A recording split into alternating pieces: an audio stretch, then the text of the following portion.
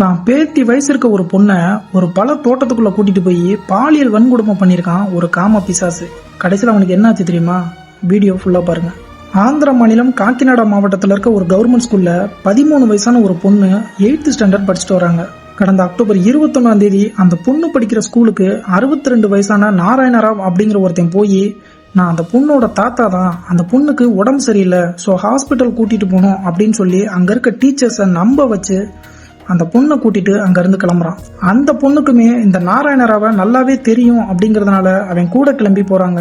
அப்படி அங்கிருந்து அந்த பொண்ணை கூட்டிட்டு கிளம்புன நாராயணராவ் நேரா ஒரு பழத்தோட்டத்துக்குள்ள கூட்டிட்டு போய் அந்த பொண்ணோட ட்ரெஸ் எல்லாம் ரிமூவ் பண்ண சொல்லி பாலியல் வன்கொடுமை பண்றான்.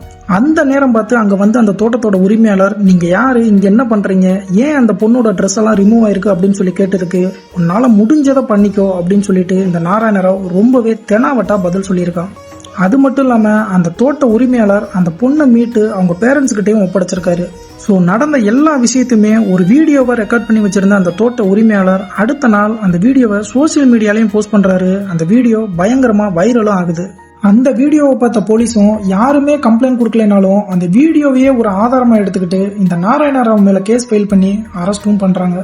இந்த நிலையில தான் அதே நாள் நைட்டு இந்த நாராயணராவுக்கு மெடிக்கல் செக்அப் எல்லாம் முடிஞ்சு லோக்கல்ல இருக்க ஒரு நீதிமன்றத்துல ஆஜர்படுத்துறதுக்காக கூட்டிட்டு போயிட்டு இருக்காங்க. அப்ப இந்த நாராயணராவ் அர்ஜென்ட்டா டாய்லெட் போகணும் அப்படின்னு சொல்லி வண்டியை நிறுத்த சொல்லி கீழே இறங்கி யாருமே எதிர்பார்க்காத நேரம் பக்கத்துல இருந்த ஒரு ஏரியில குதிச்சு தற்கொலையும் பண்ணிக்கிறாரு. ரொம்ப நேரம் தேடுதலுக்கு அப்புறமா அடுத்த நாள் காலையில தான் இந்த நாராயணராவோட உடல் மீட்கப்பட்டு போஸ்ட்மார்ட்டத்துக்கும் அனுப்பி வைக்கிறாங்க. என்னதான் அந்த பொண்ணு விருப்பப்பட்டே போயிருந்தாலும் அந்த பொண்ணு மைனருங்கிறதுனாலையும் பேரண்ட்ஸோட பர்மிஷன் இல்லாம அந்த பொண்ணை கூட்டிட்டு போனதுனாலையும் இந்த கேஸ்ல குற்றவாளி நாராயணராவ் மட்டும்தான்.